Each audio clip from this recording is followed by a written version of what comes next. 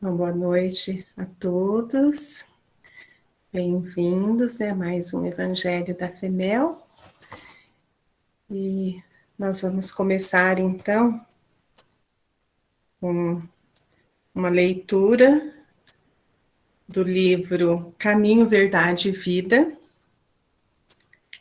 psicografado por Chico Xavier, uma mensagem de Emmanuel. Lágrimas. Ninguém como Cristo espalhou na terra tanta alegria e fortaleza de ânimo. Reconhecendo isso, muitos discípulos amontoam argumentos contra a lágrima e abominam as expressões de sofrimento. O paraíso já estaria na terra se ninguém tivesse razões para chorar. Considerando assim, Jesus, que era o mestre da confiança e do otimismo, chamava ao seu coração todos os que estivessem cansados e oprimidos sob o peso de desenganos terrestres. Não amaldiçoou os tristes, convocou-os à consolação. Muita gente acredita na lágrima como sintoma de fraqueza espiritual. No entanto, Maria soluçou no Calvário. Pedro lastimou-se depois da negação. Paulo mergulhou-se em pranto às portas de Damasco.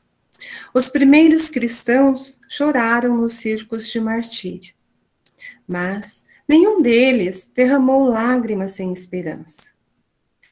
Prantearam e seguiram o caminho do Senhor. Sofreram e anunciaram a boa nova da redenção. Padeceram e morreram leais na confiança suprema. O cansaço experimentado por amor ao Cristo converte-se em fortaleza. As cadeias levadas ao seu olhar magnânimo transformam-se em laços divinos de salvação. Caracterizam-se as lágrimas através de origens específicas. Quando nascem da dor sincera e construtiva, são filtros de redenção e vida. No entanto, se procedem do desespero, são venenos mortais. Vamos então agora nos preparando para a nossa prece, fechando os nossos olhos. Querido Mestre Jesus, tu dissestes, Mestre, que onde dois ou mais estivessem reunidos em seu nome, ali estaria. Esteja junto a nós neste Evangelho bendito, que possamos compreender melhor os teus ensinamentos, Mestre, que possamos nos edificar e melhorarmos conforme nossas necessidades. Que o estudo de hoje revigore em nossa consciência o exemplo de que Cristo nos deixou, o exemplo para que, com seus ensinamentos, caminhemos fortalecidos rumo à nossa evolução espiritual. Agradecemos, Pai misericordioso, a presença dos benfeitores espirituais que dirigem este Evangelho de luz. E pedimos, Senhor, ser conosco, hoje e sempre. Que assim seja. Obrigada, Senhor. Hoje será explanado o capítulo 6, o Cristo Consolador, e a nossa irmã Alessandra fará a leitura, e depois o nosso querido irmão Valner, que fará os comentários hoje. Boa noite a todos.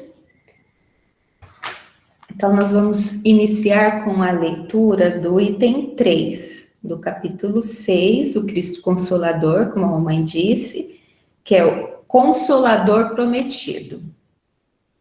Se vós me amais, guardai meus mandamentos, e eu pedirei a meu Pai, e ele vos enviará um outro Consolador, a fim de que permaneça eternamente convosco. o Espírito de verdade, que o mundo não pode receber, porque não o vê e não o conhece. Mas, quanto a vós, conhecê-lo-eis, porque permanecerá convosco, e estará em vós. Mas o Consolador, que é o Santo Espírito, que meu Pai enviará em meu nome, vos ensinará todas as coisas e vos fará relembrar de tudo aquilo que eu vos tenha dito. São João, capítulo 14, versículo 15, 16, 17 e 26. E agora, nas instruções dos Espíritos, advento do Espírito de verdade, o item 5. Venho, como antigamente, entre os filhos transviados de Israel, trazer a verdade e dissipar as trevas. Escutai-me, o Espiritismo. Como antigamente minha palavra deve lembrar aos incrédulos que acima deles reina a verdade imutável, o Deus bom, o Deus grande que faz germinar a planta e eleva as ondas. Revelei a doutrina divina e, como um ceifeiro, reuni em feixes o bem esparso na humanidade e disse: vinde a mim, todos vós que sofreis. Com a palavra, nosso querido irmão Valmer. Obrigado, Alessandra. Boa noite a todos. Agradeço a oportunidade de estar aqui falando para vocês mais uma vez. E em continuidade ao estudo do capítulo 6 do Evangelho, que foi lido hoje, nós vamos falar sobre o advento do Espírito de verdade. No mês passado eu falei sobre o jugo leve, nesse mesmo capítulo, e hoje a gente vai falar sobre esse espiritismo que o Cristo nos prometeu. Não vos deixarei órfãos. Quanto carinho, né? Quanto amor o Cristo sente por nós. Como ele conseguiu demonstrar toda a misericórdia, todo o amor que Deus sente por nós, né? Ao ponto dele, o Cristo, se sacrificar e encarnar entre nós. Ele, o próprio governador do nosso planeta, né? Vindo pessoalmente para nos orientar. E ele não se contentou só nisso, em vir pessoalmente. Ele nos prometeu e cumpriu. Ele nos enviou um outro Consolador para estar sempre junto conosco, para não nos deixar órfãos. Então, falar do Espiritismo é falar do Evangelho de Jesus voltando ao mundo. O Evangelho de Jesus de volta ao mundo, que volta até nós com as suas lições, com os seus ensinamentos, mas só que agora mais esclarecidos, não é? Por essa luz dessa doutrina abençoada. Tirando o véu de tudo aquilo que ele já havia dito, mas que a gente ainda não conseguia compreender. E ele vem presidindo todo esse advento. É claro, ele ainda está no comando. Ele vem nos mostrar, o Cristo, que não somos deserdados, não, como é mencionado no mesmo capítulo do Evangelho, um pouco mais. Porque através desse espiritismo, ele nos mostra agora, não apenas com palavras, né? Agora ele já consegue nos mostrar na prática espírita mesmo, que nós temos dentro da doutrina, mostrando a vida por um novo prisma, por um novo jeito de olhar. Então, a doutrina vem nos mostrar como que funciona essas leis universais, como que funciona essa proteção espiritual que todos nós temos em todos os momentos de nossas vidas. E que como operam essas leis de amor, como que opera essa proteção que todos nós temos e que a gente não percebe, porque está além dos nossos sentidos físicos, nossos sentidos limitados, né, pelo corpo físico, pela matéria. E a gente descobre, na prática mesmo, que existe uma outra dimensão que com o estudo, que uma prática, a gente consegue deslumbrar, a gente consegue perceber, principalmente os médiuns mais ostensivos, né? Consegue perceber essa outra dimensão que existe ao nosso redor. Então, nós não somos pobres deserdados, não. Nós somos espíritos em luta nessa escola da vida. E todos nós que estamos aqui, não pensemos que conhecendo o Espiritismo e os ensinos morais do Cristo, que esse Espiritismo nos revela, não pensa que nós estamos aqui caindo de paraquedas, não, que a gente não planejou nada disso. Com certeza, todo esse aprendizado que nós todos aqui estamos tendo agora faz parte, sim, da nossa programação encarnatória.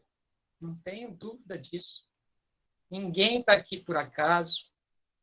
Muitos amigos espirituais trabalharam e continuam trabalhando incansavelmente para que esse planejamento que nós fizemos juntos no plano espiritual, para que esse planejamento dê certo. Que a gente consiga sair do mesmismo das outras encarnações que nós já tivemos e passemos a caminhar adiante na nossa evolução, no nosso aprendizado. E só por estarmos reunidos aqui hoje, falando do Cristo, todos vocês que estão aí, quer dizer que já começamos a nos mexer, nós já começamos a caminhar.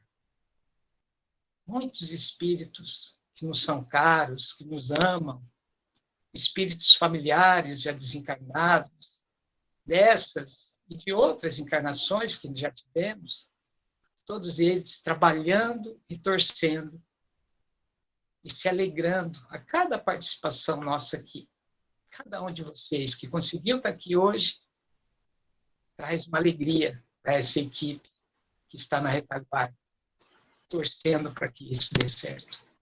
Então, que possamos ser perseverantes, fortes, para não desapontar eles e não desapontar nós mesmos quando a gente voltar lá para o plano espiritual. A Marilyn disse muito bem no estudo passado, enquanto ela mencionou sobre a pandemia, não é? Que enquanto a maioria dos encarnados vê a pandemia como uma tragédia mundial, a espiritualidade vê uma oportunidade de avançar no auxílio a todos nós que estávamos propensos, às vezes, até a um desvio de rota, porque todos nós reunidos aqui hoje, exatamente porque a gente não pode estar lá no nosso centro espírita. E se antes a gente tinha, muitas vezes, uma desculpa para não ir, não é? A espiritualidade aproveita esse momento, fala, bom, já que eles vão ficar em casa, então a gente vai dar um jeito do Cristo estar chegando até eles. Então a espiritualidade aproveita esse momento e nos mostra outro caminho. E está aqui todos nós reunidos hoje, né, fazendo desse limão uma limonada, nos reunindo para aprender. Mas o que a gente pode fazer com tudo isso que a gente vem aprendendo? Com tudo isso que a doutrina vem nos mostrando? Qual é a proposta? A proposta é a gente passar a ver e entender mais profundamente o Evangelho do Cristo. Estudar mais profundamente, tirar a essência daqueles ensinamentos. Não mais só histórias bonitas, passagens bonitas, mas a gente tirar realmente a essência. No Sermão da Montanha, por exemplo, nós vemos o Cristo nos consolando. Ele já foi nosso consolador. Lembra quando ele falava, bem-aventurados os misericordiosos, bem-aventurados os mansos, bem-aventurados os puros do coração. Mas se a gente analisar por um outro prisma, por essa outra visão, a gente consegue compreender algo mais nisso que ele falava.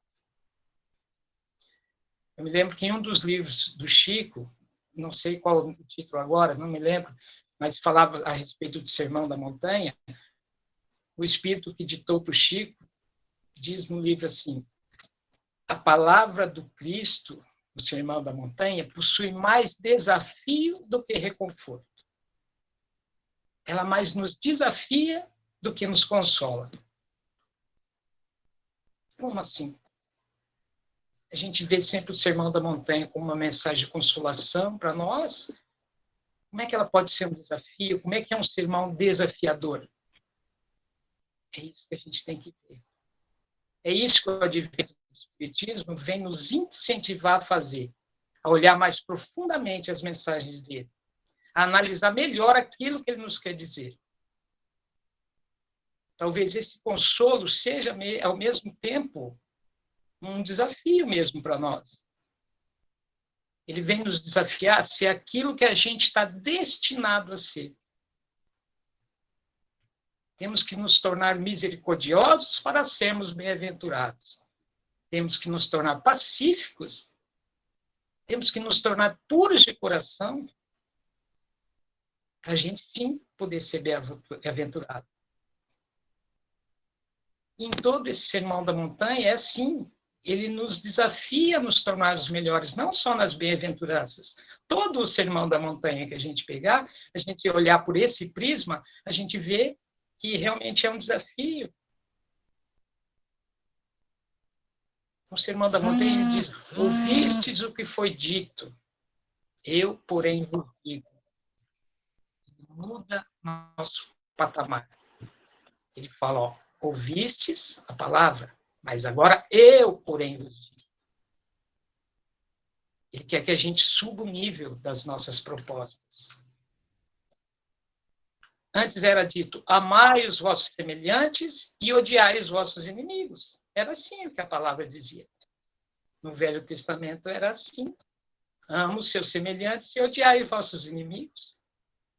E ele disse, eu, porém, vos digo, amai os vossos inimigos. Já é uma outra visão. Já é uma visão espiritual. Já é uma visão imortal. Já é uma visão para a vida eterna. A doutrina não nos ensina sobre as leis de causa e efeito. Não nos ensina que esses inimigos são pessoas prejudicadas por nós mesmos no passado e que não conseguiram ainda nos perdoar. E nós temos o direito ainda de odiá-las. É isso que ele quer mostrar para nós. Só que naquela época, ele não poderia falar, porque aqui a gente está falando nesse momento de reencarnação, inimigos do passado. E naquela época ele não conseguia falar de reencarnação abertamente, porque eles não compreenderiam. É só ver o caso de Nicodemos, não é um doutor da lei, que não compreende quanto Cristo diz que é necessário nascer de novo. A dificuldade que ele tinha. Então, esse é o desafio. O sermão nos consola, sim, mas também nos estimula a progredir. E por que a gente precisa progredir? Que o Cristo sabe que sem esse progresso, a gente não vai alcançar a nossa paz verdadeira, a gente não vai alcançar a nossa felicidade verdadeira, aquela felicidade duradoura que eu falei no outro estudo. Então, se a gente está precisando, necessitando de consolo, é porque a gente está sofrendo. Sob o nosso ponto de vista, né? A gente sofre. Então, ele nos consola. Mas pede que a gente siga adiante, levando o aprendizado que esse sofrimento está proporcionando para a gente. A gente tem que aprender com a dor também. Porque nós não estamos num planeta perfeito. Nosso planeta é uma escola onde as provas testam aquilo que a gente já aprendeu e nos direciona a seguir adiante. O que esse sofrimento quer me ensinar? O que a prova da miséria, da necessidade quer me ensinar? O que a prova do abandono, da humilhação que a gente passa, da ingratidão, da doença? Tudo isso são provas. E é como um sofrimento. Então, o que esse sofrimento quer me ensinar? Se a gente pediu conhecimento da doutrina espírita, quando a gente ia reencarnar, é porque nas outras vivências, as nossas tendências inferiores, os nossos sentimentos inferiores, fizeram com que a gente perdesse tempo, fizeram que a gente perdesse a oportunidade que nos foi dada e que nós estamos tendo de novo. Fizeram que no passado a gente acabou caindo na mesmice de novo, de simplesmente passar uma encarnação, perdendo tempo, sem progredir, estacionado. Mas com a doutrina espírita, abrindo os nossos olhos, abrindo os nossos ouvidos, fica quase que impossível a gente voltar ao plano espiritual sem termos feito pelo menos um pouquinho de progresso. Alguma coisa a gente está melhorando. Tenho certeza disso. Só da gente estar aqui, se propondo a aprender, falando de Jesus, já é um progresso. Porque antes nem isso a gente fazia. Então, sintam-se felizes. Sintam que o Cristo está conseguindo fazer essa mudança necessária. E o Espiritismo vem nos ensinar que quando Cristo diz, vinde a mim, ele está fazendo esse desafio.